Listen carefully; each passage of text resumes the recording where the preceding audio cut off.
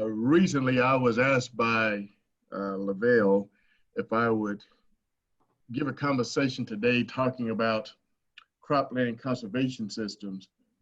And what I thought about doing, um, typically I'll come up with a little slight uh, different direction that I like to use with presentations. Even though I'll hit the topics, I always like to give a little food for thought for the audience. And two different uh, focuses that I've given in the focused on in the recent presentations I've given is one that ties economics to conservation systems, and one that actually ties risk management to uh, farming and conservation. And this one doesn't really drive home the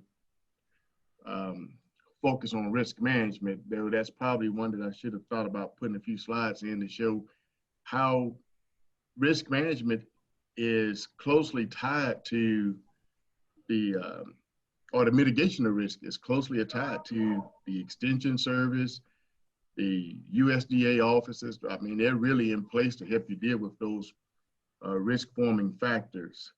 But in this case, this one is going to be tied to mainly the one that we deal with, which is production risk. And so my presentation is going to talk about conservation systems and those conservation practices that I think are the practices that you should be considering when you are thinking about dealing with conservation systems that should be promoted on any kind of row crop farm or any kind of farm where you are managing soil for the purpose of growing some type of commodity or vegetable. So this same type of concept would work for someone who was trying to raise vegetables as well.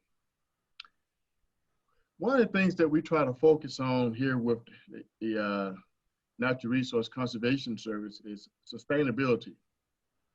Oftentimes, people look at NRCS and think that our focus is primarily to help you with production.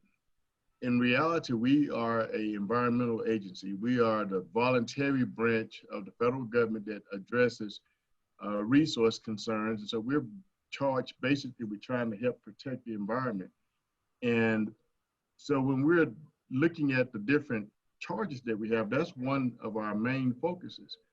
But also we have to look at sustainability. We're also charged with trying to make sure that we help secure the nation's food supply. And that's done by keeping those persons who are responsible for the nation's food supply, the farmer, in business. So in order to do that, then we have to make sure that that farmer is able to maintain productivity on their farm. So our programs are focused on ensuring long-term productivity. But at the very same time, we're also charged with protecting the nation's natural resources. And so we come to realize that we can do both at the same time. While helping to ensure productivity, we can work with that producer to address those resource concerns that are occurring as a result of agricultural productivity.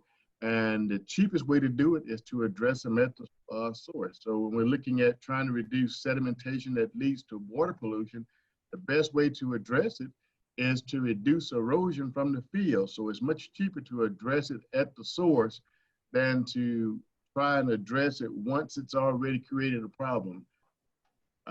Continued profitability. One of the things that we do focus on are economics. We do look at the economics for all of our conservation work, and we have to, because we're focused on not only making sure that the farm is sustainable, but we want to help to make sure that I often tell farmers that without you, I have no job. So I take serious the notion that I need to make sure that you're making money to stay in business, because we're in the business of serving farmers. So if we don't have farmers, there's no need for us. And so we want to make sure that farmers are profitable as best we can. And then finally, we want to maximize benefits through the inclusion of management and supporting practices. And that's what I'm going to talk about today. We're going to try and put a combination of practices in place that are both management related practices, but also some structural and engineer practices that when put together make for a sustainable conservation system for row crop farming. This is a focus that I started, I guess it may have been about 3 or 4 years ago. I started looking at farming from a different angle with respect to presentations. So when people would ask me to cover a topic, I would take it from a different focus. And then this one is holistic farm management. And I think this is something that we still have to look at as a farmer. And we need to look at our operation from a holistic point of view. And so when we're looking at trying to sustain a farm, and it's becoming more important nowadays than ever, when you're looking at low prices that are being received for commodities, and then having to battle with the different climatic changes that have come as a result of a changing climate, and then just weather phenomena. And we don't want to mix those two up. Climate change and weather are two different situations that farmers have to address, but they have had an impact on how difficult it might be for a farmer to be sustainable. So when we look at the farm from a holistic point, the things that we've got to consider are management, economics, and equipment. I'm not going to focus for the sake of time on all three. I'm going to focus on economics, and we're going to drive economics all the way down to sustainable conservation system. So when we start looking at economics, in order for that farm to be viable, we've got to look at how much money are we spending on that farm, how much yield are we receiving, because yield's directly associated with profitability. When farming, there are two ways that you typically make money on farms. Either you make money when there are high prices, or you make money when you have high yields. Even when there are low prices, you can still make money on off that farming operation for that particular year. So those are the two methods that farmers try to use to make sure that they are sustainable. And every now and then, as is the case currently, you end up with a year where you might actually have high yield with high prices, but that doesn't happen on a regular basis anymore. So typically farmers are making their money mainly by trying to have higher yield, because prices here for the past few years have been fairly challenging. And so with that in mind, then that farmer needs to start focusing on how can I increase my yield such that when I sell all my crops that I've harvested, I'm sustainable. We've paid all the payments that were due to the bank, and all creditors have been paid, and we've managed to have a little money to survive off of. So we've made it from one year to the next. So we sustained the operation. And so when we start looking at output, this is where we got to look at the technical side of what is necessary in order to increase the output. So now we've got to look at the soil. That's very important. What is the condition of the soil that I'm going to be raising crops on? What needs to be done to make that soil more productive? Water. Am I farming on land that's irrigated or non-irrigated? So now I've got to look at how do I manage the soil to increase water when I have non-irrigated land. But I also think that same theory applies to a farmer who has irrigated land, because anytime we understand how to manage the soil and water properly, and we understand that soil moisture relationship, we can reduce the amount of water that's needed to irrigate that field to sustain production. So farmers always should be thinking about soil water management, in particular during this time of the year, if they can manage that soil where it would allow them to capture as much free rainfall as possible and build up that soil water level. It really pays dividends in the summer, because it ends up reducing, in some cases, unless you're running into a drought, the amount of water you need to pump for irrigation, because you've maintained your soil moisture levels in the soil so that you are not having to pump as much water during the summertime. Climate, as I've just mentioned, we're facing a changing climate, so farmers are having to become more resilient. They're having to make their farm more resilient to deal with the changes in climate. And we know this is happening because farmers are dealing with wet springs now that probably 10 or 15 years ago we didn't see as a continuous pattern, but now we're seeing a continual pattern of fairly wet springs. And so farmers are having to adjust how they operate their farm due to that. Pests are another example of things that you've got to start looking at in order to try and maintain the output in terms of yield. So these are the things that farmers have to look at in order to um, maximize their output or their yield potential.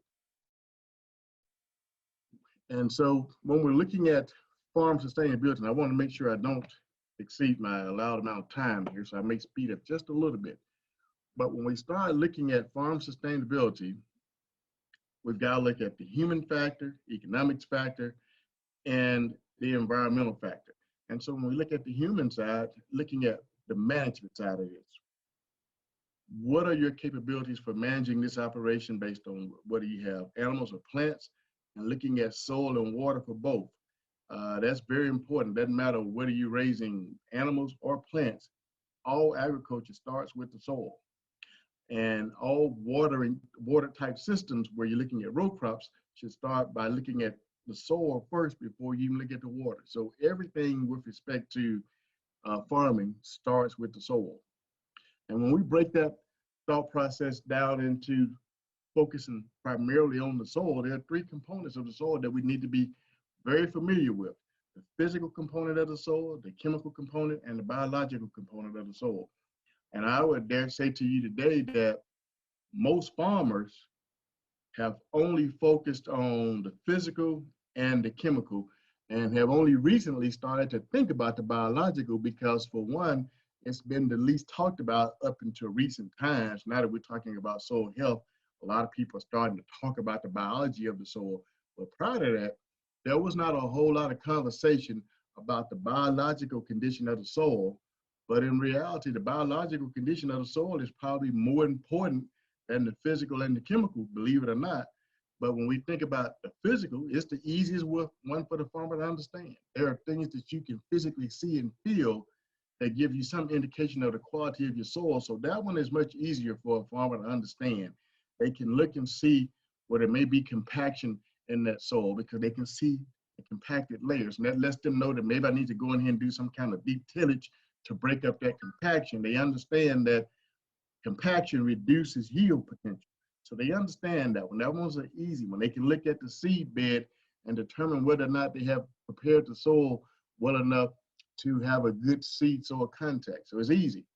Chemical is not quite as difficult either, because farmers can get soil tests that can give them an indication of what type of chemicals in terms of fertilizer and nutrients are necessary for plant production. So those are the terms that farmers think about when they think about physical and chemical. They're not thinking about the chemical makeup of the soil or the physical, whether it's what type of clay it is or things of that nature. That's not what they're thinking about. They're simply thinking about those physical attributes that they think that they can control, and those chemical attributes that they think they can control. But what they don't think about is the biological component of the soil. So I like to use this example for those who are farmers and ask you to look at the runoff in the jars that are on this slide and think back to a time when you've been on your farm and you've seen runoff coming off your farm. What did that water look like? Did it look like one of the jars on the left, or did it look like one of the jars on the right? If that water looks like one of the jars on the left, you need to rethink how you are managing your farming system on your farm. Everybody should strive to have water that is more reminiscent of what you see on the right side. And the reason why is because when you look at the water on the left, that water is carrying nutrients, which would be the fertilizer that you've paid your hard-earned money for, quite possibly some pesticide. But more importantly, your most productive soil is in that water, and that's your topsoil. That's being allowed to move off your field and drain into a ditch. Topsoil is the most productive part of your soil system, and it does you no good when it's in a ditch. So you should make sure you're trying to look at ways to reduce how much soil and how much fertilizer are leaving your field. Fertilizer is no good when it's in a ditch. It's only valuable when it's in the soil and being taken up by the plant. With that in mind, you want to put practices in place that are going to help you to keep the fertilizer in the soil, that'll also keep the soil on the field and not allow it to run off into a ditch or a nearby creek or stream. Also, if you hadn't already done this, when you get back to your farm, go get a shovel, walk out into the field. Do not walk to the edge of the field where you've not tilled the field or where you are close to a wooded area. Stay away from an area that's just been in grass for a number of years. Walk out into the field in the part of the field where you are actively managing that field for some type of crop. And take a shovel and dig down and dig up a shovel full of soil. And if your soil does not look like this soil on the left, again, I want you to start thinking about the benefits of trying to manage your farm in a way that it starts to look like the soil on the left and not the soil on the right. These are the exact same soil types up under different management systems. And what I look at when I see these two soils is one, the one on the left, you see activity, a biological activity. You see the earthworm on that soil. You see roots all the way down into that soil profile. You see roots. That means that this crop that was raised on this soil can freely move down into that soil and get down to where the moisture may be if the rain, if it has not received rain and they are recently received rain. So that plant's going to still have access to moisture.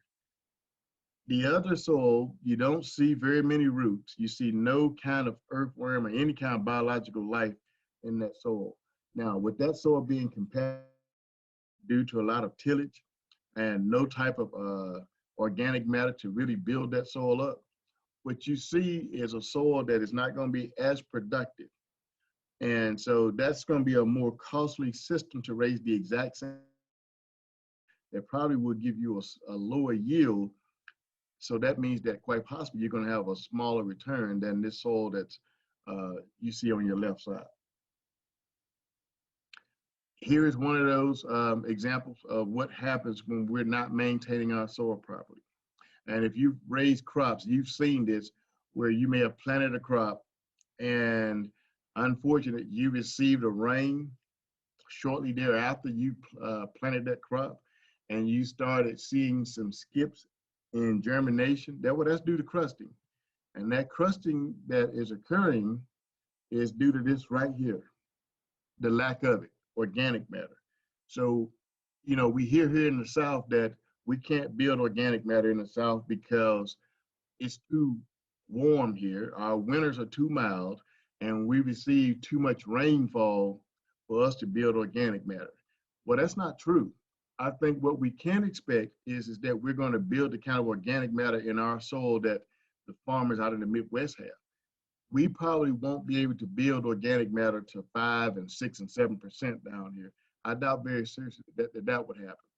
But we can build organic matter, and we can build organic matter to the point where it becomes a very important fraction of the soil that we benefit from. We can get 1 and 2% organic matter in soils down here. And I believe with some very well managed soils where farmers are no-tilling into high residue cover crops, I believe it's possible to see 3% organic matter. And I do strongly believe that you can get that down here. And I know you can get up to 2% because I've seen it on some soils down here. I've seen 2.5% on some soils that have been managed under no-till with high residue cover crops that were not tilled up. So I'm thinking you can get 3%. And one of the things that you might want to think about is organic matter not only holds a lot of nutrients, it holds a lot of water. So for every 1% organic matter, up to around 2, possibly 3%, you can get an acre inch of water being maintained in that soil. So an acre inch of water is over 27,000 gallons of water per acre. And you can get up to 2 to 3 acre inches of water being maintained in that soil surface. So that's major in terms of helping you to increase your yield and also helping you to reduce the amount of water you need to pump, even if that's irrigated land. So much longer between irrigation cycles when you build organic matter in your soil. To you is this: the physical and the chemical soil, you've got to look at the biological. Pardon me. You've got to look at the biological. Just talked about organic matter. At all three, and manage for both physical properties, chemical properties, and the biology of the soil, you're not going to see that organic matter. And what we do in the South that plays against us building organic matter is a lot of tillage. The one negative about farming here in this part of the country is tillage is the enemy of organic matter in the South. It'll also cause for the farmers in the Midwest to lose organic matter, but because those soils are so rich in organic matter, they can afford to till and still maintain high organic matter levels in their soil. Here in the South, 1 year of tillage can exhaust off all the organic matter that you've built up. It may have taken you years to build. So if you're really serious about trying to build organic matter, and I'm here to tell you the organic matter is the most important part of a soil system. It's the money maker. The organic matter in the soil is what's going to make you money in farming. And we'll talk a little bit about the practices that you need to look at that NRCS can help you to put on your farm that will help lead you to that point of building organic matter. I can tell you I've been working in Arkansas for 10 years, and I worked in Mississippi for another 7. Prior to that, I worked out in the Midwest, and I worked on the East Coast.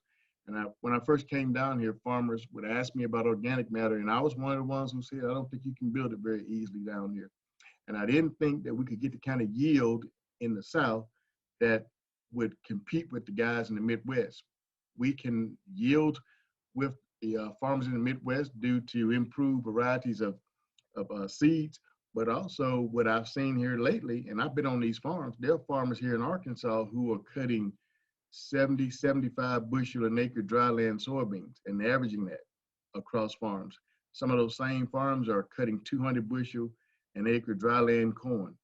That's stuff that you see in the Midwest, and they don't have the kind of organic matter that those farmers have out there. And so when they kept asking me the questions, because I started to notice this trend with some farmers getting these high yields, and we don't have all this organic matter. But I did see one common pattern with those farmers. They always stopped tilling. They all started growing cover crops. They started to no-till into those cover crops. And so it started me to thinking, and I've not done any kind of research. I'm not a research scientist to prove this, but I think I'm onto something. You don't have to always have the organic matter to make those soils and the plants function like that. You've just got to have the biology.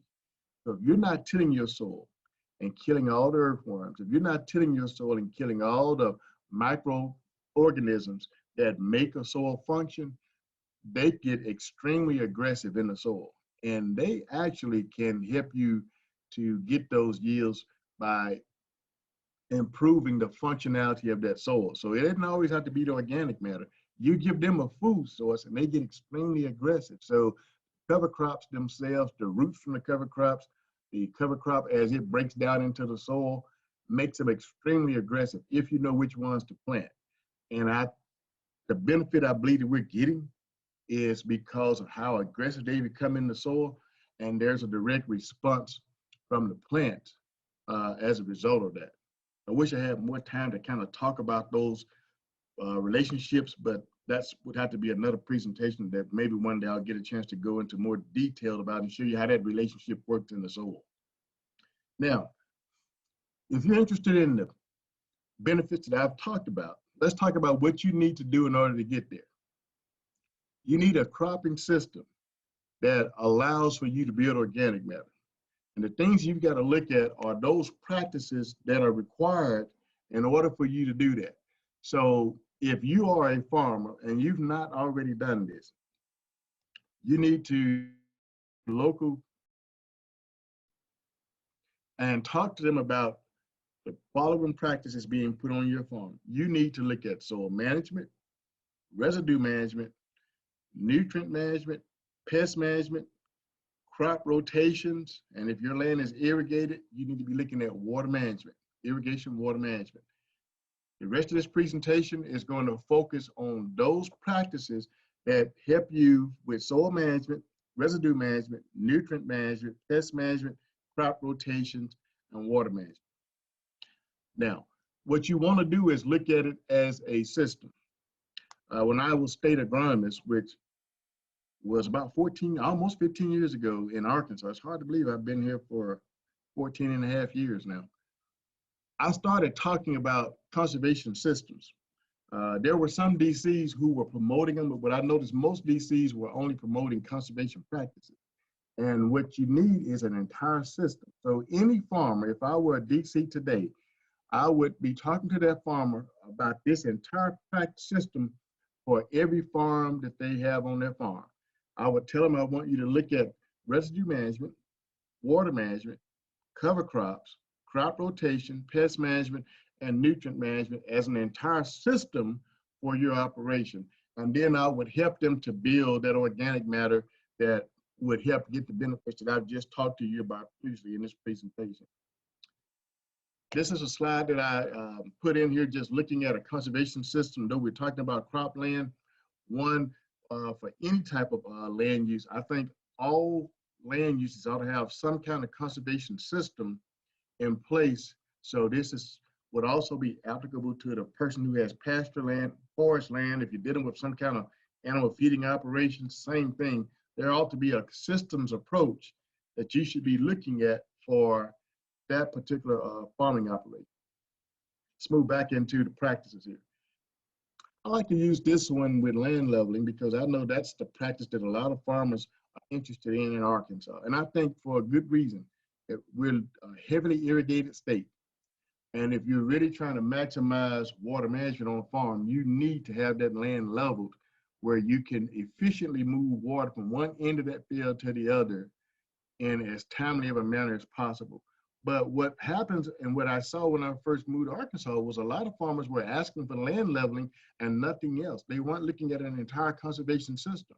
But when you level ground, you have removed the most productive part of that soil from the surface on some areas of that field because you are moving topsoil.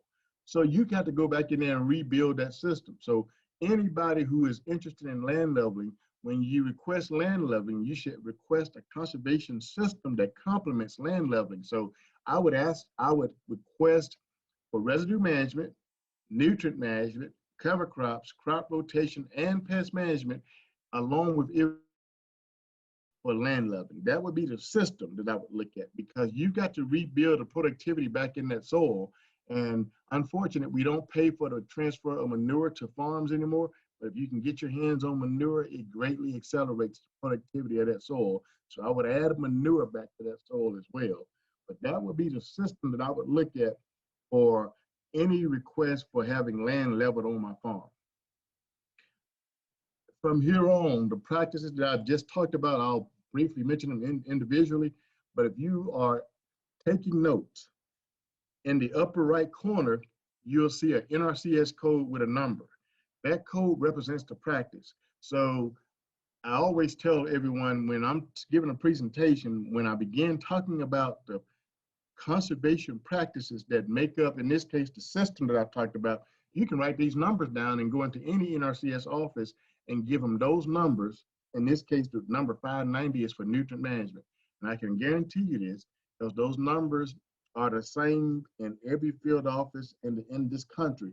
They'll know exactly what system you were talking about putting on your farm. So the numbers in the upper right corner, if you write those numbers down, when you go into your local district conservationist office, they'll know that you're talking about the system of practices that I've just mentioned that you need on your farm for a conservation system that's going to allow you to promote soil health and build organic matter on your farm. The first one we're going to talk about is 590, nutrient management.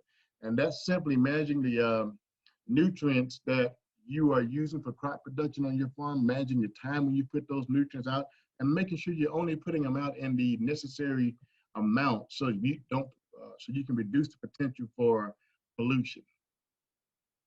Most farmers don't think about the fact that when you're having your soils analyzed, you should be looking at the pH. The pH of the soil is very important. And for the most part, your soil pH that's going to give you the most productive yield potential is a pH between 6 and 7.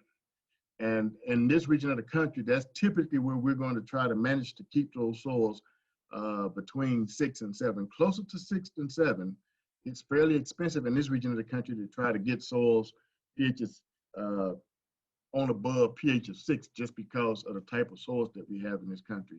Once pHs get below 5.8, you start to really run into some fairly acidic ranges that can start hindering crop yield potential. So you want to try and make sure that pH is above 6 on your soils at all times. And you can do that through soil sampling. And so in this part of the country, based on the type of soil type that we have, the rule of thumb is to soil test every 2 to 3 years.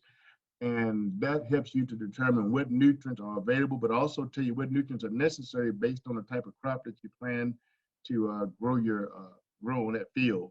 So that's something that we always recommend to the producer. Rule of thumb, always tell the lab what crops you're going to be raising on that soil. So indicate the types of crops on your sheet, your data sheet, so that when they give you the analysis back, they base it on those crops that you are going to grow, so you know what nutrients are necessary for those crops to optimize yield potential. One of the things we don't think about oftentimes is that there are more nutrients that are necessary for optimizing yield potential than just the basic 3, which would be nitrogen, phosphorus, and potassium.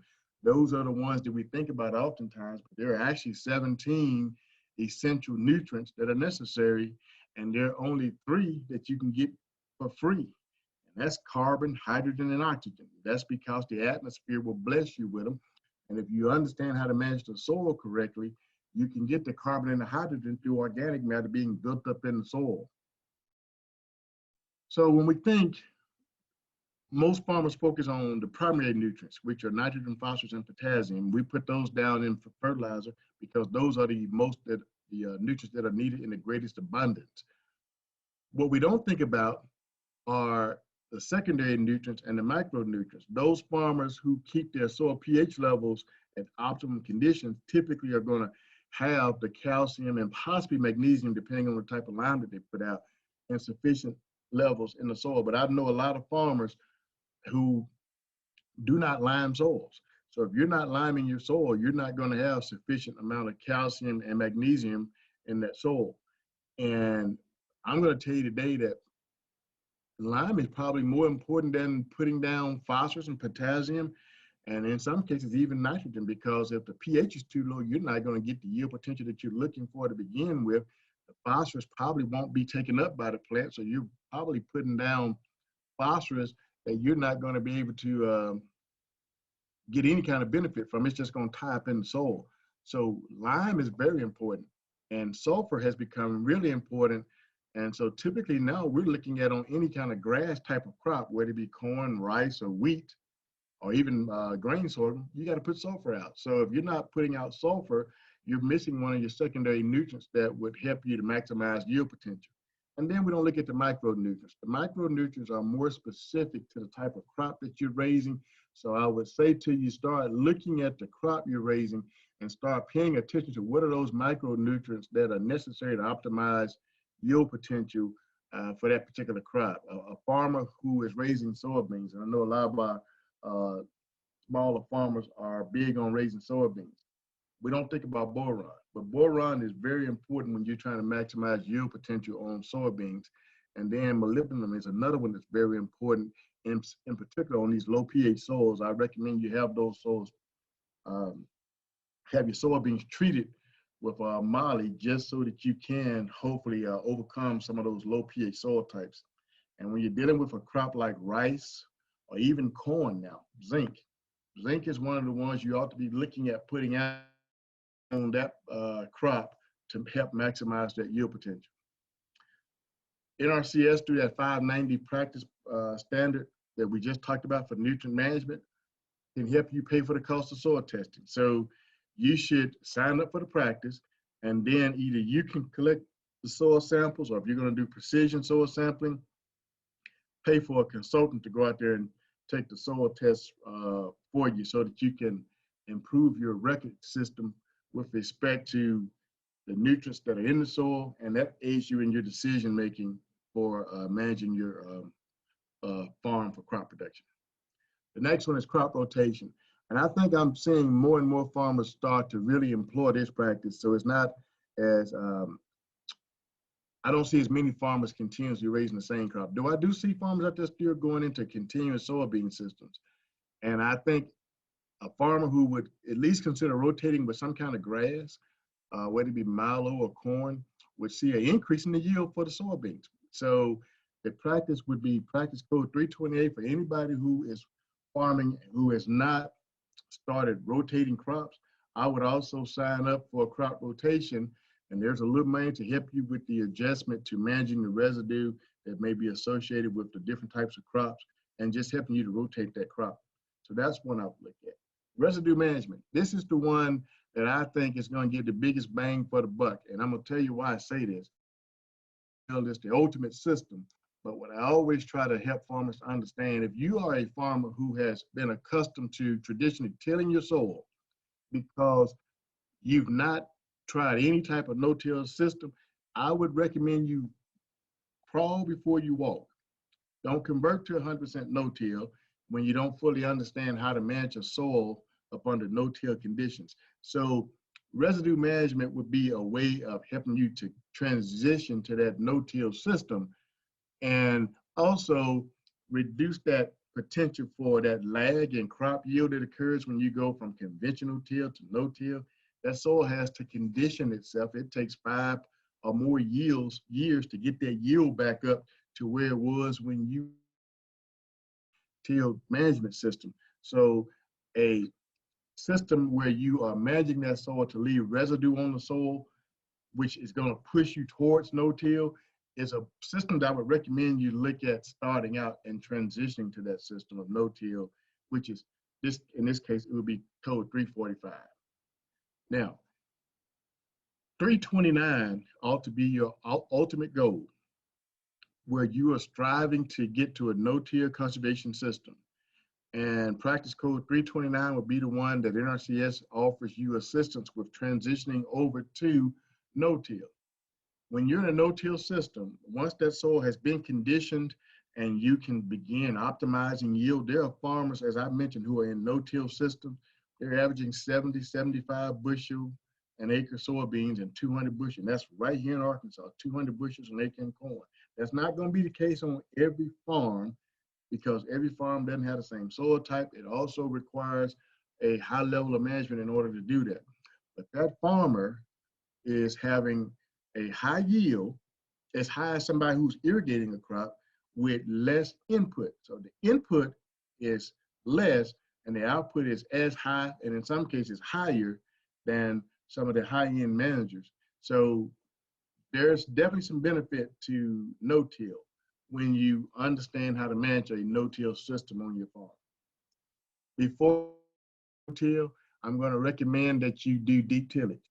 You'd never want to go into a no-till system with unlevel soils, and you never want to go into a no-till system with compaction, because you're going to be managing a no-till system that's going to have an unleveled field, which is a very rough ride, and also is going to be a system that's not going to reach the maximum yield potential because you're going to have issues with restriction from roots moving down into the soil. And that becomes a problem once you start going into no-till. So practice 324 would be one that I would ask everyone to request as you start converting to these systems, because you need to go in there and do subsoiling before you start converting to no-till to break up any kind of pan in that soil. Now, I know down here in the South, farmers are going to say, well, I have to go in there and till. I got to chisel every 2 years, which is the norm. When you are in a conventional system, you do have to go in there and you have to do some kind of subsoiling, because a lot of our soil types tend to have a pan that occurs when we're doing tillage. Some of them have it just because of the type of soil that we have, but we do tend to see these pans forming. But when we do it correctly, we can manage that soil with no-till with cover crops, and we don't need to have that tillage. And then if you are dealing with irrigated land, practice 449 for irrigation water management. One thing that I do see, we tend to over irrigate our crops down here. We have the luxury of a lot of groundwater. We don't have as much as farmers tend to think, but the problem is when they turn the well on, most of the time water comes out, unless you're in that northeast corner of the state where they've started to run out of water. But most of the farmers have water. They have access to water, and they turn it on and they pump water when it's not necessary. And so irrigation water management and putting a water management plan together to help you understand when to water and when not to water is not only going to help you save money, but it's going to also help to maintain the groundwater that we have in the, for future uses. We talked a little bit about land leveling already. The practice is 429. Any land that's irrigated, if you cannot successfully move water from one end of that field to the other, you should talk to your local district conservations about getting that field land leveled. That field has to have already been irrigated for 2 out of the past 5 years. So land leveling and irrigation water management, of course, are only eligible for farmers who have land that's already irrigated, that has been irrigated at least 2 out of the past 5 years. Pest management, practice 595. I know we have seen a lot of different types of crops. We got dicamba beans, we have endless beans out here, and I think they're paying dividends with getting us in front of some of the herbicide-resistant weeds that we have, but we still have them out here. But also, pest management under our practice is not just for weeds. It can be for insects, it can be for disease. That practice pays enough money for you to pay for a consultant to scout your fields. So if you're not someone who currently has a consultant scouting your fields, here's an opportunity for you to use this practice to get the money that would pay for them to scout your fields and do the pest management work for you. The approach is the PAMS approach, which means that they're going to teach you how to manage your pest by, for one, those pests from occurring first. And if you can't prevent them, trying to avoid the pest problem that may occur. The next would be to try and mitigate those pests. And that last one would be spraying. So what they're trying to teach you is that there's a way to manage pests, with spraying being your last potential option for controlling pests. And so those things like rotating crops and growing crops that may be tolerant to different types of pests, using a pesticide threshold where you are monitoring those pests and waiting till the pest population is high enough to justify spraying before you spray, is what the PAMS approach will do, and that's what your consultant will be able to do for you. And we're moving to the end of the presentation here, and this is the one that I think everybody needs to be adding into their toolbox, and that's cover crops. Cover crops have shown a great benefit down here in the South in terms of being able to really help you with everything that we've talked about when you're looking at one of these systems, where it's looking at soil management, water management, pest management, and nutrient management. They can help you with all four, but what you got to do is, before you do that, decide, why do I want to use cover crop? Should select a cover crop based on, am I interested in my soil management, water management, pest management, or nutrient management?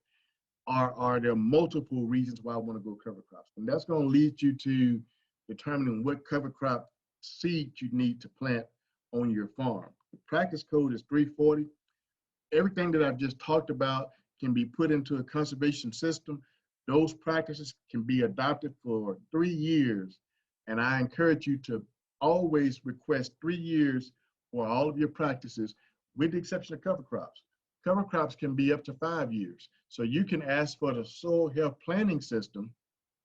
And what that gives you will be the practices that you requested for 3 years, which could be all the ones that we just mentioned. And then you would have 5 years worth of assistance through NRCS, through EQIP, to put cover crops on your farm. And I think that's important to help you understand what's the system that you need to look at. Now, when you're starting to look at the reasons why I say you should look at a cover crop, whether it be for soil, pests, water, or for nutrients, first of all, you need to have some kind of grass in your system. I'm going to talk about leading you to a mix. You need to have some kind of grass. This is cereal rye. Cereal rye is a great cover crop if your crop is going to follow is going to be something like soybeans, peanuts, or cotton. Do not plant cereal rye if you're going to plant milo or corn behind it, or even rice, because cereal rye has what's called an allelopathic effect. It releases a toxin in the soil because it doesn't like competition around it. And corn and milo do not perform very well when that toxin is still in the soil, so it can impede your germination. If you're going to plant corn or milo and you want a grass in place, I suggest you look at something like black oats. That's a really good grass that doesn't seem to hurt those crops. Next is something, if you look, you need some crimson clovers, Austrian winter peas, hairy vetch, any type of legume that can add nitrogen. This is where you want to have this in a high concentration in the soil if you're going to have a cotton plant, corn, or milo, something like that that needs nitrogen. I would have those legumes in my mix. And then this final one is the brassica family. You heard me mention earlier that the biology of the soil we've seen where it becomes very active and really aggressive in the soil. This is what's happening when you're putting the food source in place, the grass roots, the legumes, and the brassicas root, the radishes. This is a radish that you're looking at. For whatever reason, they really love radishes. The earthworms and all the biology become extremely aggressive in the soil. Well, that radish traps a lot of nutrients. It's almost like a quick release fertilizer. It breaks down really fast, so it benefits the plant. And so because they really are aggressive with it, they eat this radish and they break it down very fast, believe it or not.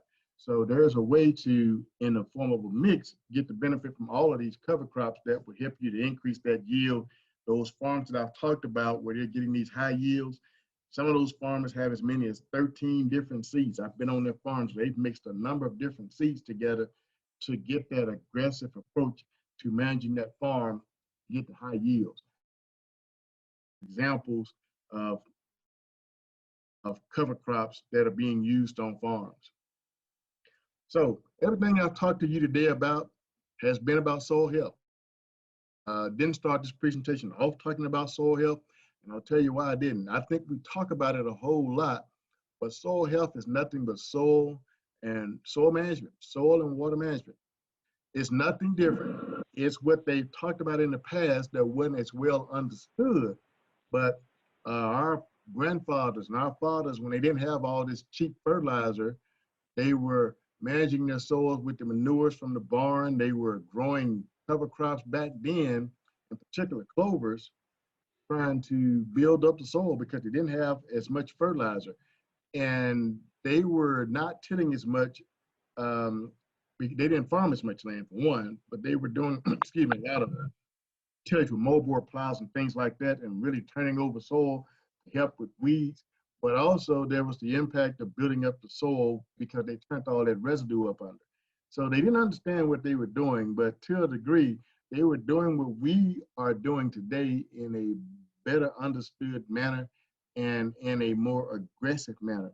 The only negative to all of the things that I've talked about, in particular down here in the South, it takes time for it to happen. It takes some years to get the benefits that I've talked about, but the day you go in there and till, it disappears.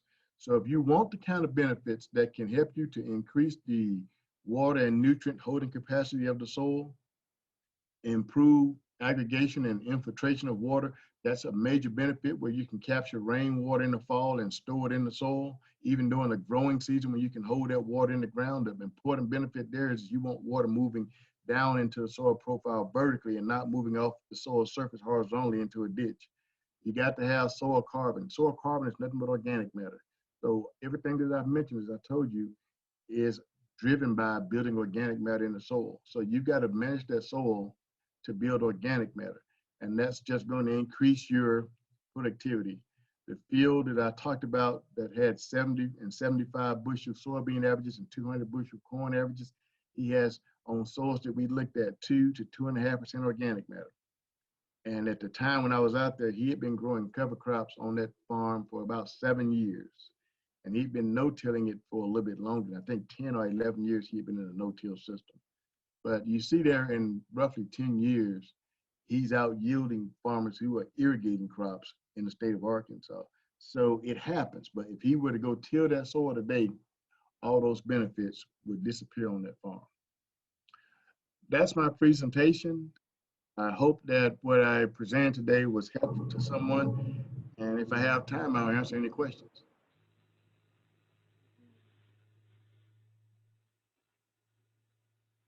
Anyone have any questions?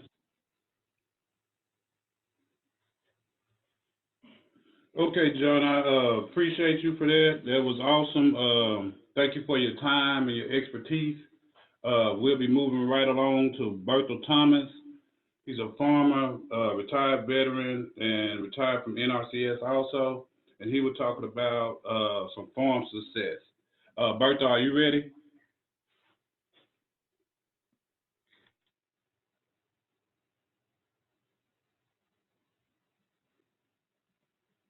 Maybe, maybe not.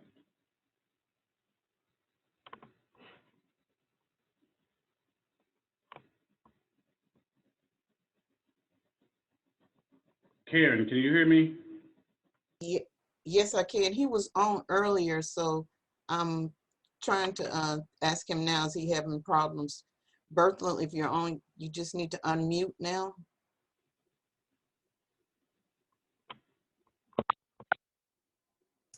Can you hear me now? Yes, yes. Okay, okay. I guess I'll start over again. Okay. Farm success, from my perspective, it is the result of minimum input to get maximum output. And I'm going to talk about it relative to alternative crops. The key essential tasks that must be considered if you're going to be any kind of successful on the farm. Some tasks that you got to consider, it's critical that you consider. You got to have the right equipment, right seeds, understand the plant. And to speak about plants a little bit, if you want to understand human behavior, you study psychology. If you understand plants, you study plant physiology. So you know how that plant reacts to certain conditions, how it reacts to fertilizer and water. You got to understand that. You need to do it in advance, perhaps a year in advance. You need to get your resources and resource people lined up. Service, FSA.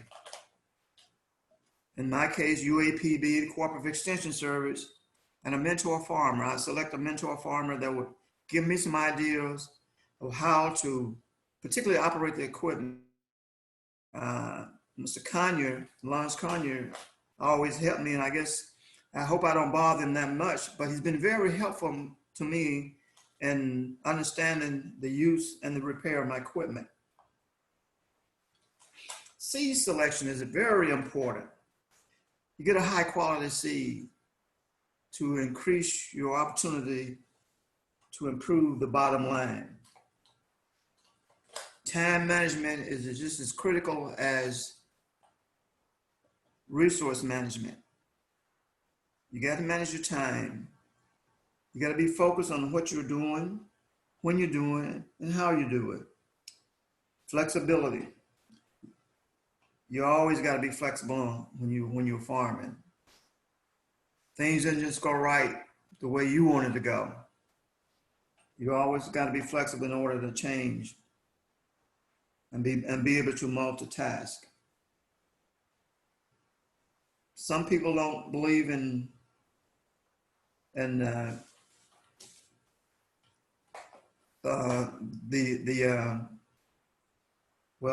climate change, climate change, but it's something that is happening out on the landscape that requires our attention. I know it certainly got mine. I can remember when I used to plant melons in April. It was dry enough to plant them in April. The last 3 years, I have not been able to get in the field in April. So I had to go back and see how I can get ahead of the power curve. I utilize plastic mulch on my melons. And by the time, if I wait until spring to put that mulch down, I won't be able to get in there. The soil is too wet and I can't, and it's muddy and I rut it up. So I just start putting it down in the fall.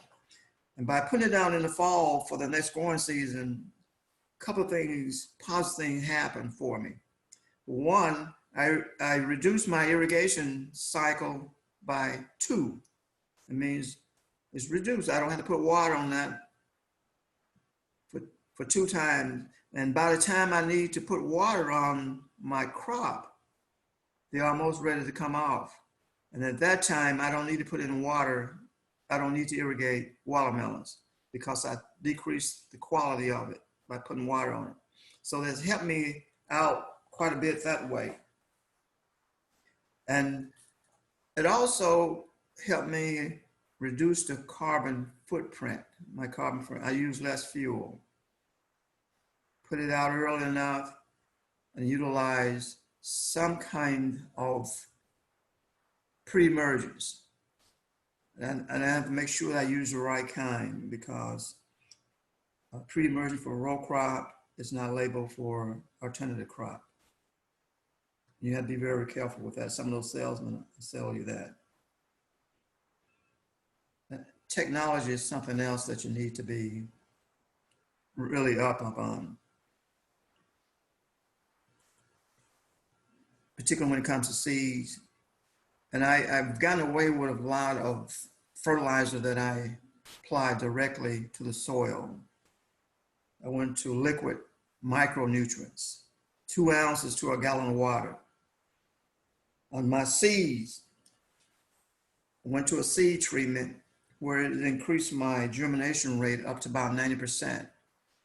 When I start potting my plants in the second week in March, I found myself losing a lot of my plant because it was too cool. The temperature and with the moisture in my potting soil, I had a lot of plants that were damping off and dying. So I invested $30 in seed treatment, made a tremendous difference. I got over 99% germination rate. When you consider the amount of money that you pay for these seeds, watermelon seed that it cost me almost 25 cents. And it doesn't take long to add up when you're losing those seeds. So I did that. And I also went with a bio treatment, stimulus as really what it is, a biostimulant. And it was a game changer for me. 2 ounces to the acre. 2 ounces is quite expensive now. Not that expensive, but it costs about $375 a gallon. But the return on that far exceed the cost that I paid for it. Put that on in my potting soil, and occasionally I spray it right over the top as a foliar application.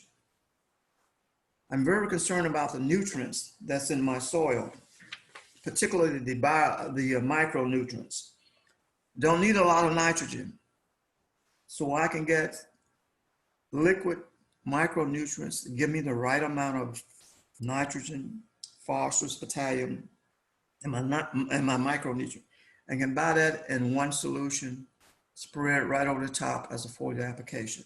And I can do the same to help with my calcium deficiency in my soil.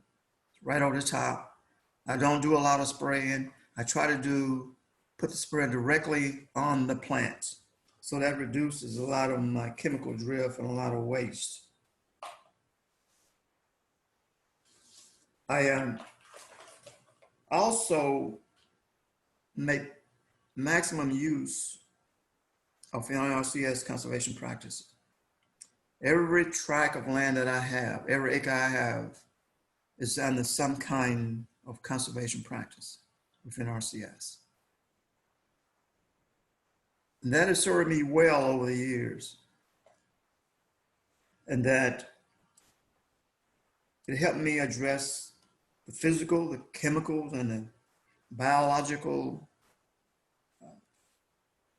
solution in my soil. And that's I couldn't make all those improvements to my land without the assistance of NRCS.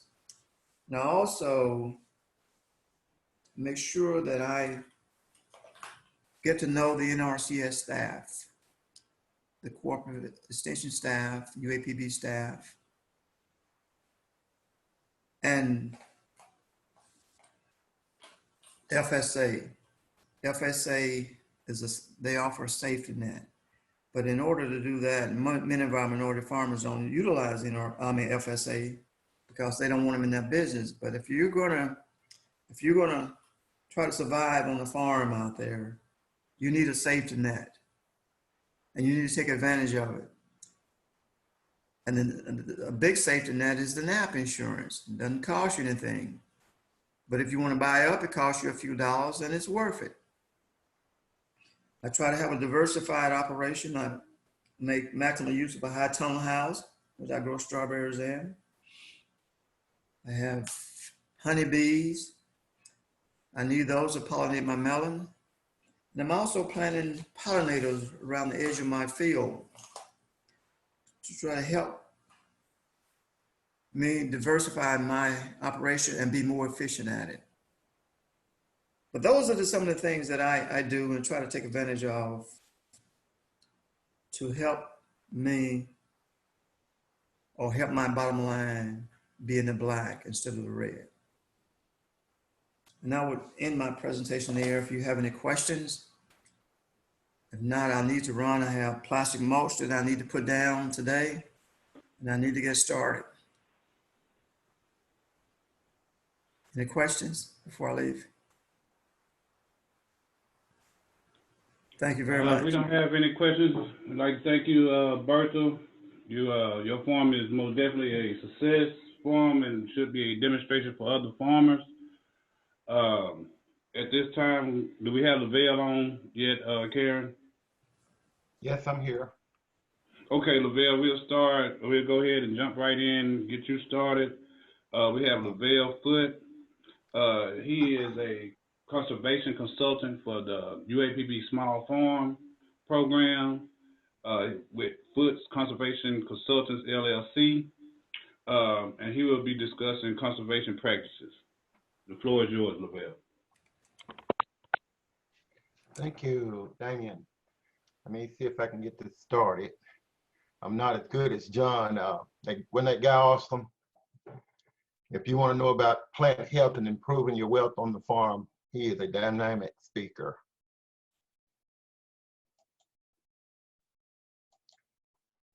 Where is it? There it is.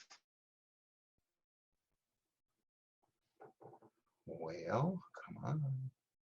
There we go. I guess you all can see that. I guess it's in presentation form. Yes, we can see it. Okay, all right. Again, thank you. My name is Lavelle Foote. I'm a UAPB Small Farm Consultant. I'm a retired district conservation with the Natural Resource Conservation Service. And John has did an excellent job explaining to you what you need to do on your farm to improve the health as well as the wealth in your operations, and how important it is to take advantage of the different conservation practices that NRCS offer, and being a great steward of the land. I'm here today to kind of talk to you about some of those practices that NRCS can help you pay for or pay cost share on to help you install on your farm to make that farm productive.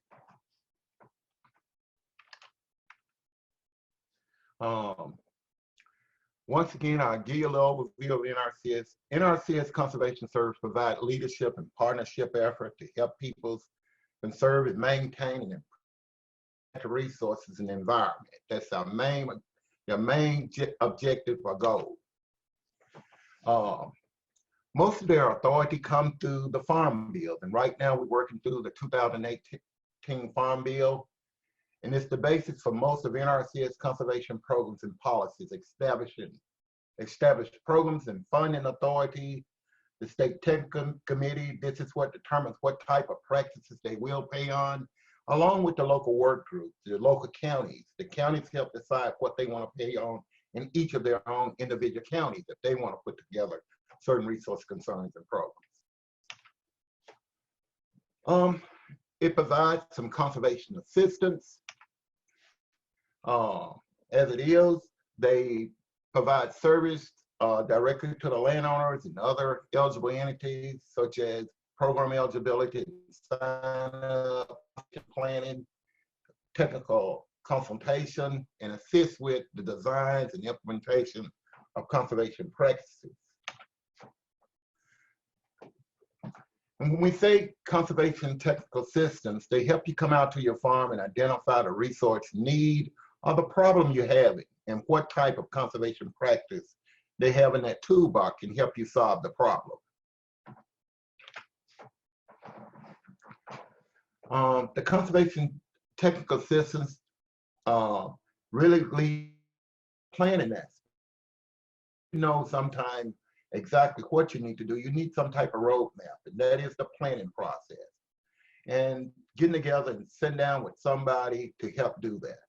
And I may add, at this time, I'm working with the small farm program with Dr. English. He has several people on his staff can work with you. Myself, Joe Friend in forestry, Charlie Williams, Damian White, and a list of associate agents, along with UAPB Small Farm Program, will be happy with help you with this process also, as well as the NRCS. The main thing is you have to identify when you go to NRCS, what are your major resource concerns? NRCS, the main major resource concern, if you heard John tell you earlier, soil, water, air, plants, and energy, you might think of. What does that mean? They also have another way that NRCS came back and broke it out. They say, well, we have some statewide concerns too. And they think about water quality, water quantity, animal waste, and animal waste mainly in the poultry business and the livestock business, grazing land if you got livestock. And I know we're dealing with cropland to kind of give you an insight on some of the things. And of course, sustainable forestry. The local work groups also in each county identify resource concerns. And they set funds aside for each county to identify what their main resource concerns and their priorities are to pay NRCS assistance to help get the conservation on the ground. And the main thing is to have a sustainable conservation, ensuring a long-term productivity, and then treating the natural resource concerns within the field at the source. It provides for continuous profitability. Same thing that John was telling you all through his presentation. The main idea is to maximize the benefit through inclusion of management and supporting practices. John told you earlier, if you're going to get into the business of being farming, you got to think about a conservation system. When we think about conservation system, I guess we may look at it. NRCS have an array of practice. John have already showed you a number of the conservation practices and the practice codes that you might see. All of these practices that I have listed before you here, NRCS pays its cost share assistance or financial assistance to help you install upon your farm. And as a result there, the only one I think that I do not have listed here from a structure standpoint, on a management standpoint, as we go down through the list, will be the 324. Starting in 2021 in Arkansas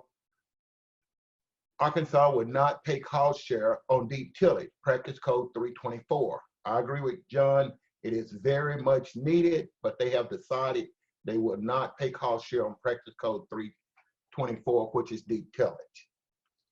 These are structure practices, whether it be the high tone that you've seen up on Bertha's farm, whether it be a grade stabilization structure, which it could be a covered or a drop inlet to stop a gully running through your farm, or whether it be an irrigation pipeline you're installing to get water from a distribution standpoint. Micro irrigation, drip tape, the drip system that Bertha mentioned in his operation, they pay on micro irrigation. Irrigation tailwater recovery systems, irrigation land leveling, pumping plants, It could be the motor for a well, or it could be a relief pump coming out of a ditch or a stream or a lake. Structure for water control. You say, Lavelle, what is that? Structure for water control may be nothing but a cover. But at the same, then the other thing is they also, excuse me, have a structure for water control, and this is where they pay for the flow meter.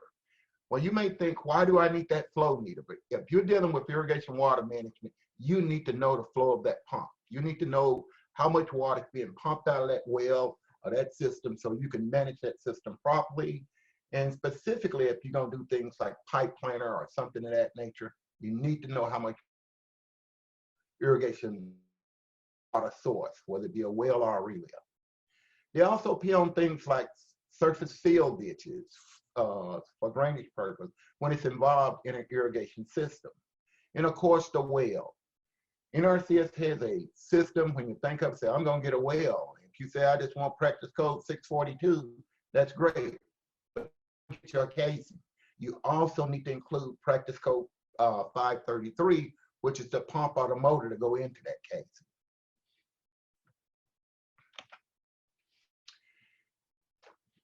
Here are some of the other supporting practices. And I think you can identify with most of these with the exception of probably the practice code 154. John went over many of these up on his presentation a few moments ago. These are very important practices that you definitely need to consider in your operation into your system if you're going to stay in farming. The one that we have listed there, the 154, that is a herbicide resistant weed management program. It's a CAP plan. NRCS will pay for a certified person to come out and write you a weed management plan or pest management plan to control the pests upon your farm. And that is very important because it goes hand in hand with practice code 595 pest management. That is a practice that I would highly recommend any farmer take advantage of. Crop rotation is another practice that NRCS pays cost share up on. And then one of the things we seem to know, Till, John mentioned that how important was, that's what would be the ideal to work to, going towards to do a no-till system. Cover crops, NRCS pays cost share up under the cover crop program. Also, critical area planting is a practice that you install if you have a highly erodible area and you can't control it. They normally go in and do a critical area plan to stop the erosion and solve that problem. Of course, you saw the residue management. John hit up on that, how important that was. Practice code 345, residue management, very important practice to include in your system. If you're going to do a practice which is irrigation, let me get it right. If you're going to do the micro irrigation, the grip tape, very important that you also test the groundwater or the water source that you're pumping through that micro irrigation system. That is the practice code for 355.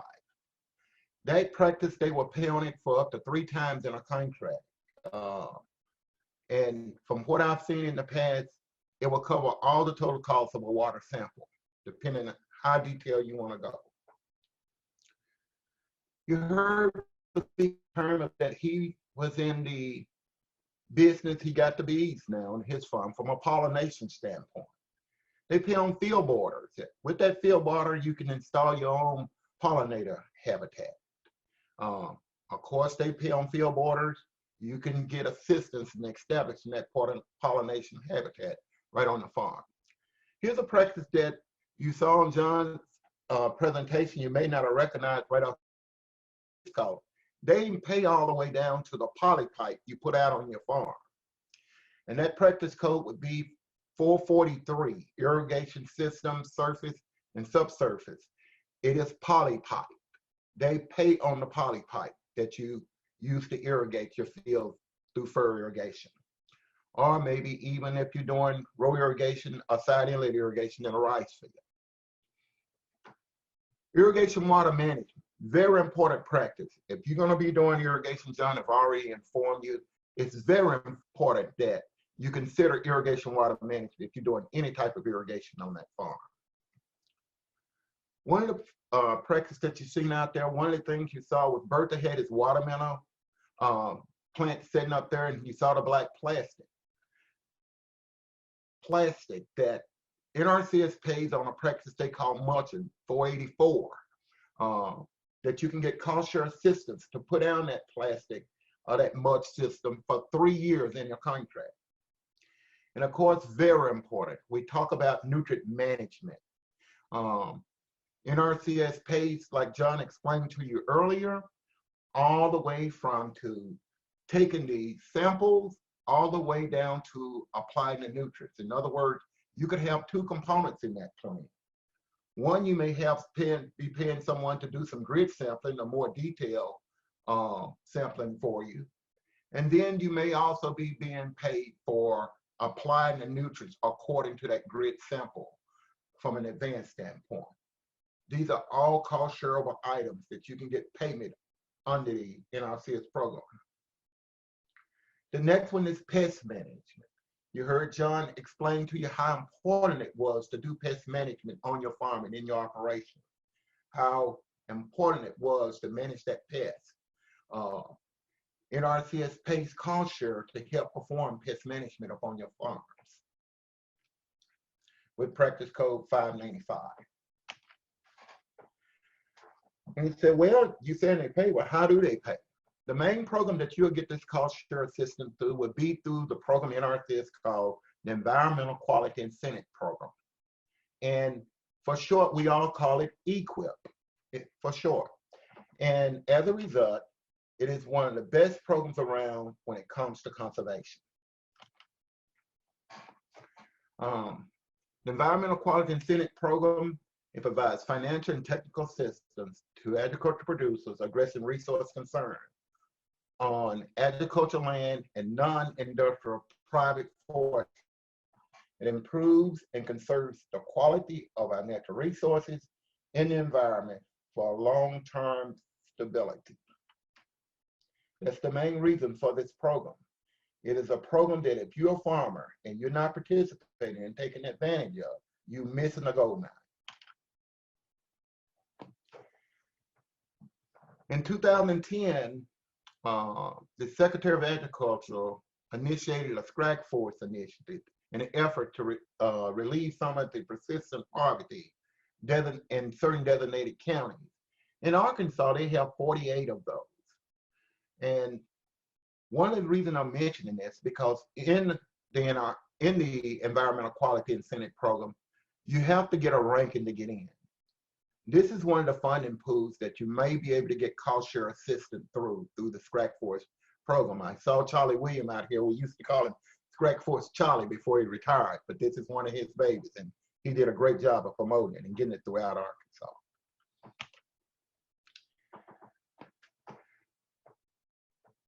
You say, well, okay, they pay, but what do they pay?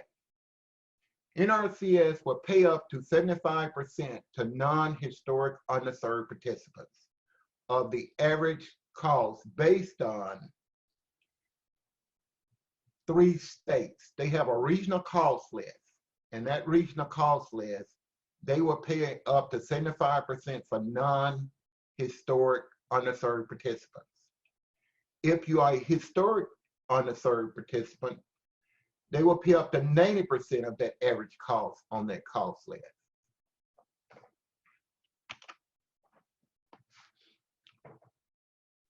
For the EQIP program, the basic requirements, you must have a farm record number through the local FSA office where you plan to sign up for the program.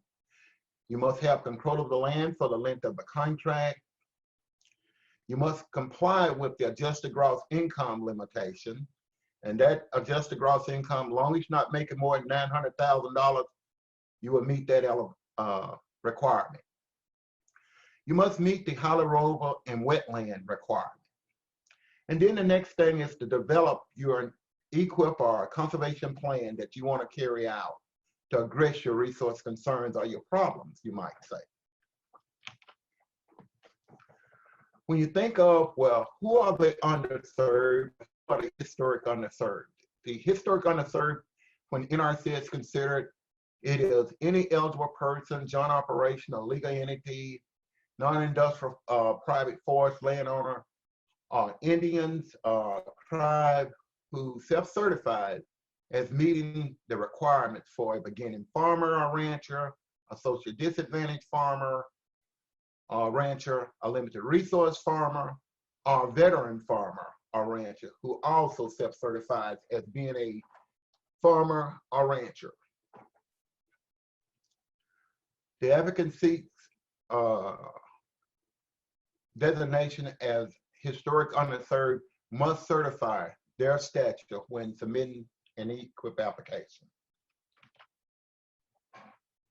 For a veteran, it is anyone that has been discharged from the military and that has not farmed for more than 10 consecutive years.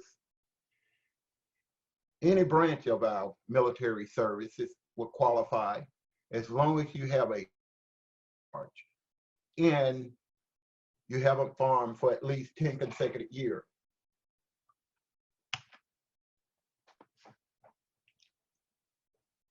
The EQIP application procedure. You must submit an application on form CCC 1200, an EQIP application, to the local office prior to the sign-up deadline. EQIP is a continuous sign-up, but you must submit that application before the deadline. In this case, in Arkansas, that deadline is December the 18th of 2020. By the close of business, you need to submit an application. That isn't that you have to select all your practices at that time, but you definitely need to get an application into your local office if you want to participate in this program.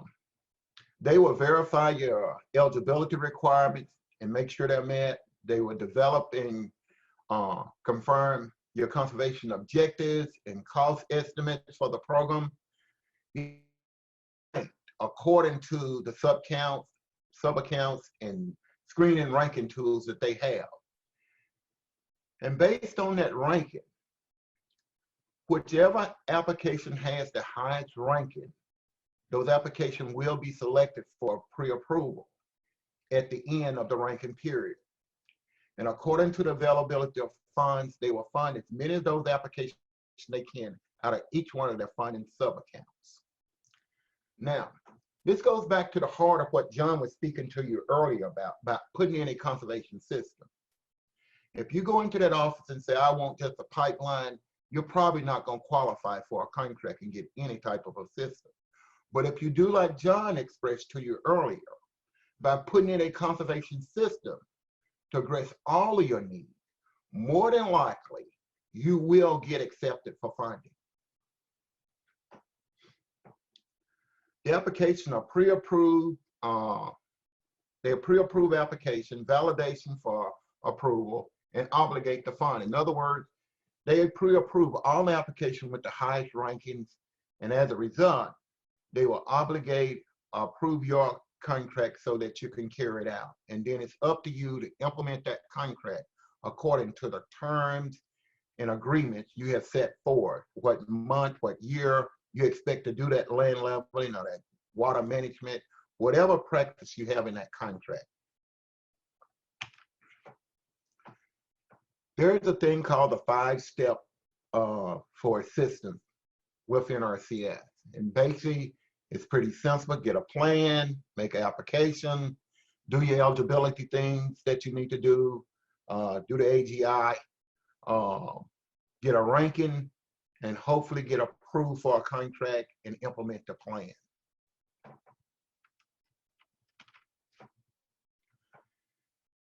And I know today we're dealing with some of the practice John has shown you many of them, whether it be no-till, whether it be cover crops, whether it be high tones, whether it be residue management, whether it be crop rotation, or if you're looking down below where the guys are standing at the lift pump, a reservoir on the other side, all of these conservation practices are paid through the EQIP program. All of the things that John spoke to you earlier, you can receive a payment on. And of course, you see the high tunnel with the mulch or the black synthetic plastic with the plants growing on. All of these items can receive payment under the EQIP program. It's called Share Assistance. They also, within their program, have other programs such as organic farmers, beginning farmers, limited resource farmers, historic underserved farmers, Mississippi River Basin Initiative. And then they have the Regional Conservation Partnership Program. All of these are other different funding sources. When you make that application may be funded through, along with the Scratch Fortune list. It doesn't make any difference whether you're growing alternative crops or you're just doing regular row cropping. Again, some other practices that you might be interested in, whether it be a tailwater recovery system, whether it be a relift pump, underground pipeline, land leveling. But more important is to get those other practices that John spoke of earlier. Here we have a micro irrigation system. You can see the grip tape and plastic. They pay on both the micro irrigation system as also the plastic under the mulch practice code of 484. They pay on the distribution system. They pay on the well on an alternative system. They will help pay for that well. You must be irrigated 2 years out of the 5 in order to qualify, as John expressed to you earlier. Of course, they pay on the grip system, and depending on whether it is the supply lines or if you're doing a solid state sprinkle system, regardless, they pay on the system entirely.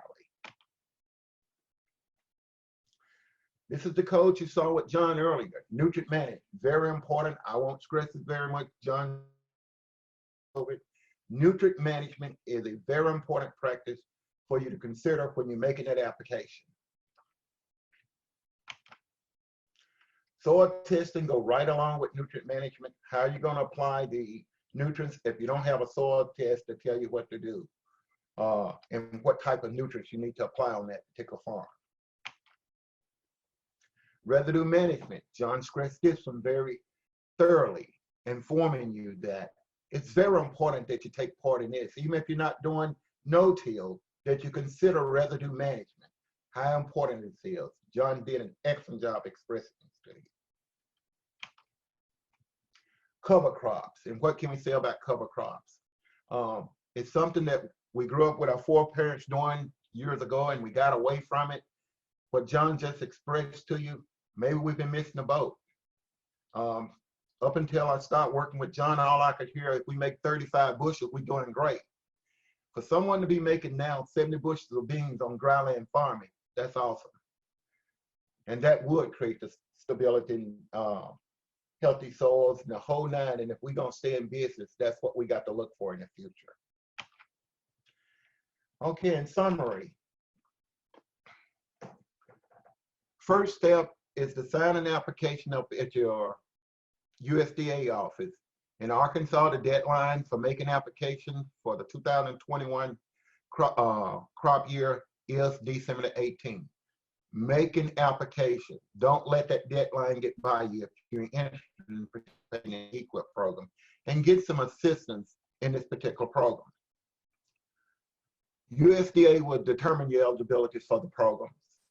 USDA will complete the environmental ranking, and application will be selected based on your funding, on the funding they have. Now, at the same time, here in Arkansas, working with Dr. English, he have a group of us, whether it be extension agents or associates, or if it may be the consultants, whether it be Charlie William, myself, or Joe Fringe coming out to your farm.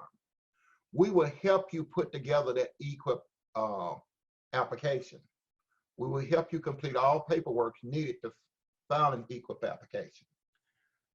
We will help you identify the practice and your resource concerns, and give you something that you can provide to that NRCS office along with that application, informing them what type of conservation practice you would like to address your resource concerns. For more information, sign up for the USDA program and request the technical assistance even from your local office also. And basically, Karen, go ahead and wouldn't hold up your time there, but I'm a small, and if you need, it's whether it's to put the to determine what practices, filling out whatever form it may be, I will be happy to come out to your farm, go over your operation, and assist you with that process. My number is 870-692-7535, as you see. Just give me a call, and I'll pick you. That's all I have. I don't know if you got some questions. I'll be glad to answer anything that you have. Do we have any questions? Well, Lavelle, awesome job as always. I think every farmer that is eligible should most definitely take advantage of EQIP. And just to let everyone know, this meeting was more based on crops, but we will try to do a conservation or EQIP meeting more geared towards pastures before that December 18th deadline. Okay, with that being said, I have Stephen Walker. He's a UAPB Extension Associate, and he will be having another farming success. Stephen, are you ready?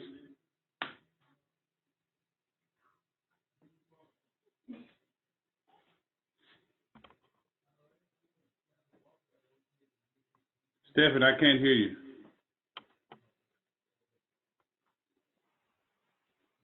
Now, can you hear me now? That sounds a lot better there, Skipper. All right, great.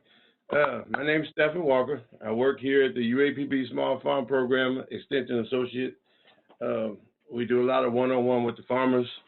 I help a lot with financial planning, NRCS applications, FSA loan applications, and a variety of other things. We do a lot of one-on-one with it is that they might need help with. We try to see what we can do to provide assistance, or if I don't know what to do, I'll find somebody who knows what to do. A lot of times with conservation stuff, I'll call on Joe Friend or either Lavelle Foot to come and assist us, and let's go make farm visits. If it's forest land, it's Joe. If it's crop or pasture land, it's going to be Lavelle, and we're going to make visits to that particular farm and see what conditions are and what issues the farmer is having and what it might take to address those issues and make things better for the farmer. So today it says I'm on here for, and boy, that's a hard one right there, because in farming, man, it's so many disappointments. It's hard to find a success sometimes. The last few years with the weather, with market prices, and with a whole lot of other things, the successes are very slim and very tight. So we're going to look for small successes. Instead of looking for big ones, we're going to look at some small ones. One success for my case has been, I stopped producing commodity crops in 2016. That was my last year. But in 2017, 18, and until then, I've been doing vegetable crops, and for the past 2 years, I did hemp. But what I did do, also, I enrolled all of my land in NRCS EQIP program and CSP. And to be perfectly honest, I have made more money since I stopped producing commodity crops just with these programs than I ever made when I was producing these commodity crops like rice, soybeans, wheat, and cotton. You know, I was just constantly losing money, or just barely breaking even. But when I enrolled in these programs, not only have I made improvements to the land, but I've actually been putting money in my bank account. So I wanted to show you some examples, and I was trying to scan some stuff, but I had some technical difficulties with that. Oh, hey, but my coworker, she pulled it up for me. So I'm going to share my screen here, and I'm going to just show you some stuff that I consider to be a success. Just let me pull it up. Share screen. Share. Okay. One contract I have is a high tunnel contract. Can y'all see this? Hello? Yes, I can see it. You can see it. Great. All right. So, both have been talking about putting together conservation systems. So when I went into the office, I think when I did, well, no, Lavelle was gone when I did this one, but I have another contract when I did, Lavelle was there and he helped me with it. So for the high tunnel, I did a conservation system. So practice 325 is cost share on putting up a high tunnel. So I did a 30 by 96 is what I wanted to do. So that the contract is going to pay $11,840. If you see to the side there, I got $3.70. What it is they paying $3.70 per square foot on the house. Okay? Practice 340, which is a cover crop, multi-species cover crop. It pays me $7 a year. All right? But if you look to the right, you see where it actually pays $66.14 an acre. Well, here's the thing about a hoop house. A 30 by 96 foot hoop house is only 1/10 of an acre. So that's why the payment is only $7. And when you're doing a hoop house, you got to consider the fact of the size. Most of the cost share practices pay by the acre, and a hoop house is going to be considered 1/10 of an acre. So in order to get a full acre payment, you got to have 10 hoop houses. All right. For the micro irrigation inside the hoop house, number 441 is micro irrigation. It pays $480, which is 15 cents a foot. So they're going to put in so many feet. They're going to pay for so many feet of micro irrigation, which basically is drip line. And then above that, number 430 is irrigation pipeline, getting the water from the well or from the water source to the hoop house. They paying $4.24 a foot on pipeline. And I think in this one, I got like 250 feet of pipeline or something like that. Nutrient management, basically taking soil samples. Practice 590. Practice 590 going to pay $239 a year for the life of the contract, which is a 3-year contract. It's going to pay me $239 a year for that. All right. The hoop house payment itself is a one-time payment. The cost will be a yearly payment. One-time payment. System thing is going to be lastly, pest management, and $10. If you look to the right, it shows it pays $95 an acre, but the hoop house again is just 1/10 of an acre. So these practices here, it helps you make I can construct the hoop house, pay very much money at all out of my pocket. Plus, I make a few a year, every year of the life of the contract for just staying in compliance with the program.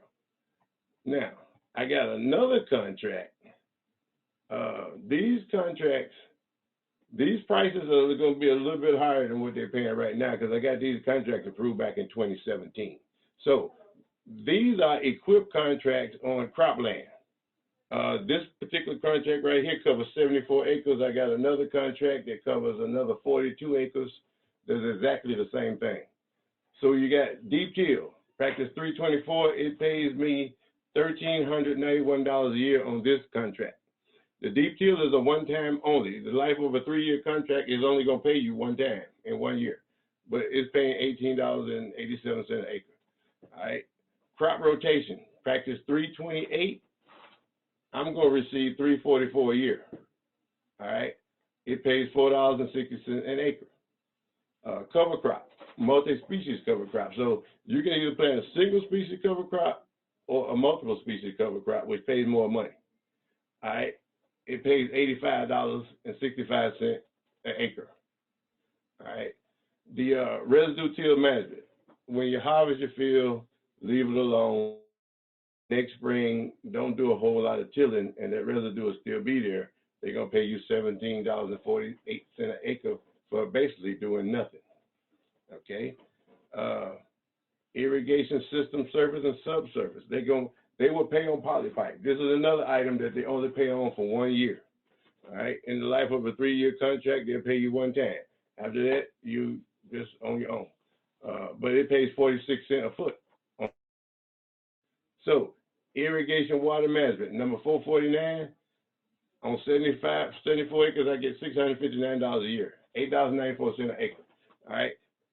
You got to submit some paperwork. You got to keep up with your irrigating. When you irrigate, when you turn the well on and turn it off, you got to document every time you do that. And if you got a flow meter, you can calculate the acre feet of water that will put out and how many gallons of water you actually pump that season. They got some forms you fill out. You submit these forms, then you get your payments. Nutrient management, which is simply taking a soil sample, which is free to do, and follow the recommendations.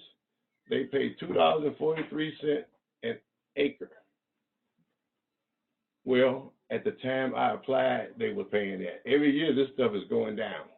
All right, but when I applied these contracts, this is the amount of money that I was getting. Okay, and the irrigation pest management, which is like scouting your fields for bugs and other insects, and also documenting your herbicide and insecticide applications. Every time you load it, it's a insecticide pest book, record keeping book that you can get. You can pull it down online, or if you can find one of those little blue books where you document all of your tank loads. Every time you load a tank, you got to document what you put in it, what the rate was you sprayed, what the farm was you sprayed it on, and I go a step further where I document the time, the temperature, and the wind speed in my book. Just because, you know, if it's 10 miles per hour or higher, we're not supposed to be spraying at all. So these are just a few of the things that I consider to be a success for me and my farm operation that have actually turned my bottom line around. You know, since I quit investing all that money into seeds and chemicals and stuff like that, and I'm doing smaller scale stuff now with a few acres of vegetables, a few acres of hemp, my input costs are not nearly as high, and the EQIP program, along with, I do have CSP contracts on all the land I have. Right now, I'm getting about $4,000 a year. Before, in the first contract, I got over $6,000 a year. And I think this is the last year of this contract, and I'll have to renew again, and we'll see, because every time you renew, you have to pick different practices. And the practices you pick depend on how much you're going to receive in a total yearly payment. So I think NRCS the NRCS programs are the best things since sliced bread, as far as I'm concerned, right now. Yeah. Anybody got any questions about anything I just said or showed?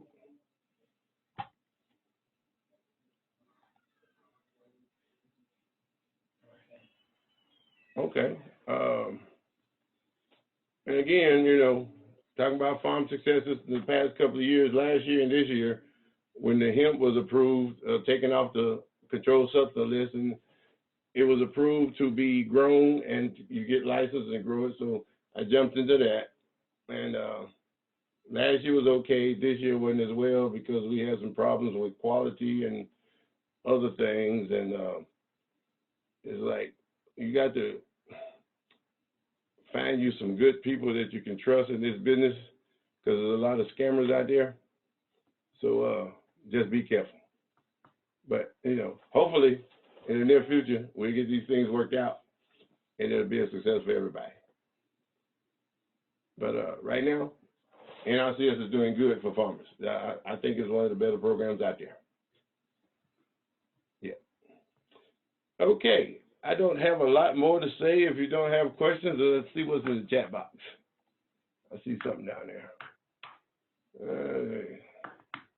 Well, I would like to add, Stephen, that since you stopped farming, your stress level has decreased tremendously, and it's been better to work. You have been better to work with. Y'all got them jokes. Okay, let me tell you something about that stress level, and I'm going to get real serious here for a minute. Farming is a very stressful business. Most of the people on this call that farm already know it's a stressful business. And to be perfectly honest, most of us have a lot of mental and emotional trauma because of farming itself, dealing with the weather, dealing with old equipment, dealing with lending institutions, especially from dealing with lending institutions. And farmers really need to like look inside and take and see how they're doing. You know, how am I doing physically? How am I doing emotionally? How am I, these banks can make you really want to do some things that you shouldn't do. And to a whole lot of different people. It might be the bank themselves. It could be at home with your wife and your kids. It could be at your job if you work on a job outside of the farm. It can affect you in ways that if you're not really paying attention to yourself, you don't know what's happening. Now, some people having these stresses and don't know it. Some people having these stresses and know it and just not trying to do anything about it. And some people actually address the problem and try to get themselves some help before it's too late. And I just wanted to say to all the farmers, look at yourself and be honest with yourself about how you're feeling. And if you need some help, talk to somebody. That's all I'm going to say about that. Okay. Stephen, we appreciate it. Like I said, it was a great success story. What we're going to have now is we're going to have Russell Bean, resource specialist for small farm agriculture at Tuskegee. We're going to give him just a few minutes of our time, and then we'll be on to Dr. English for the announcements and closings. Mr. Bean, are you, can you hear us, or are you ready? Yes, thank you. Good morning. I just wanted to let you know that you all do such a great job and great information. And so I'm able to take the same information and give it back to my people as well here. So I really do appreciate it. There's a lot of money that's available, and I've been preaching this, actually talking about this, that there's over $500 billion available of COVID monies that states have not used. And every state has these funds and these monies. And I didn't know what they were doing and sitting on this. And I met one of my representatives and I said, what are you all doing with this money? Why are you holding it? Well, we don't know what to do. I said, well, if you don't spend it, you're going to lose it. So now the mandate has come down. If they don't spend this money by the end of December, this money is going to have to go back. So now every state is doing it and coming out with programs to get this money back out. So you all need to check your states. You still don't get this information quickly. You don't get it in a timely manner. We just talked about ours. They're going to cut it off on December the 3rd. And so that means you got a short window to do that. That's my state.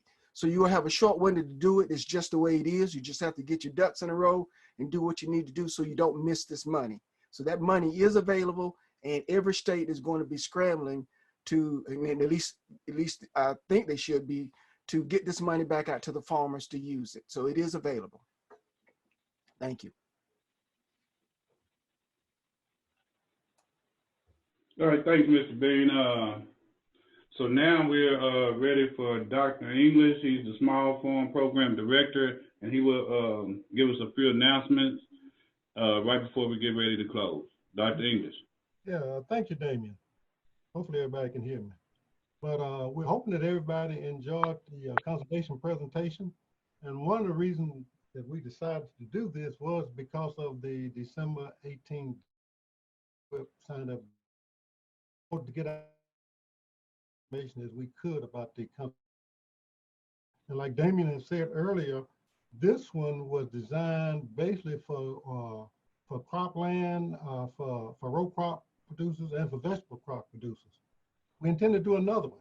Okay, we may even do 2 more. We may do another one on cropland, but we're certainly going to do another one for pasture land.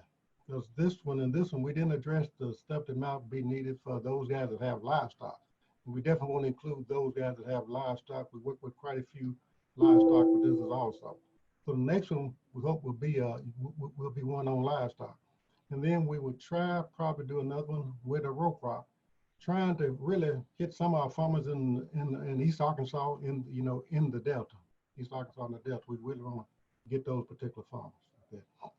And I believe that's about all I want to say for this particular meeting. I think Karen will probably announce that she has another one coming up, I think on December the 3rd. And Karen, would you, I assume you're going to mention something about that. Is that right?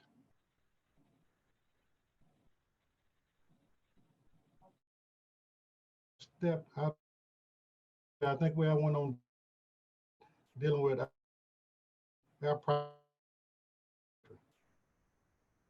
December 3rd, and we will be getting some information out about that. And Dr. English, it's on December the 2nd, I think it is. December 2nd. Thank you. Thank you. December 2nd. Thank you. Yes, it is. December 2nd. Okay. I didn't know. But that will be the next one. Okay. And with that, that's about all that I have. Appreciate everybody for being on the meeting. And again, if you have any comments, anything about this meeting, please let us know. Or if there's something that you would like to address, have us to address, also let us know. And we'll try to get a workshop available for that. Okay. Thank you. Okay, we have a question. Go ahead, Ms. Carroll. Yeah, I came in a little late and I see that you are recording. I would love to be able to watch this again because, as you know, it's not easy to take in all that information at once. Okay. Yes, ma'am, that would be fine. If you could just put your email address in the chat box real quick. That way I could, once it gets through converting, I would be able to send it to you through an email link. Thank you, I would love that. Okay, great. And I'll just leave this up for a few minutes in case someone else would wants a copy of it as well. I just need you to put your information as well in the chat box so I will have your email address. Again, I want to thank everyone for your participation. Remember that we do have a family planning workshop, a wills and air property workshop on December the 2nd. That will be from 9 to 11. We also have a hemp production meeting. It will be in January, on January the 11th.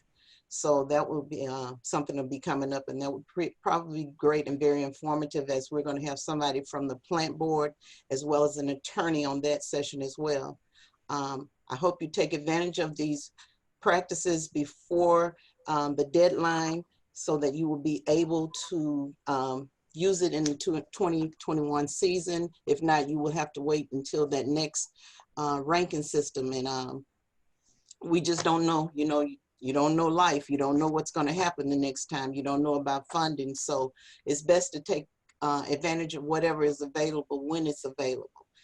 We want to emphasize that. And then I'm going to have to tag team on something my coworker said about the stress and the mental health.